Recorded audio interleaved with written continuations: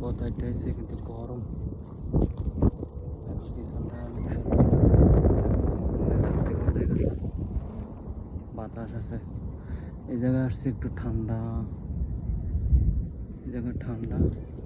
পিছনটা এই যে পিছনে সমুদ্রের পার,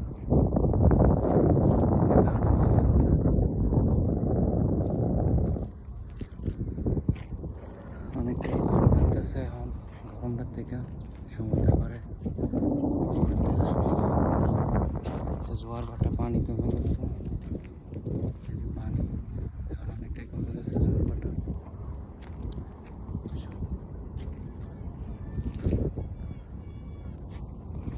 অনেক সুন্দর হয়েছে জায়গাটা। এটা আমাদের রুমের পাশে, দূরের মানুষ আসে কম,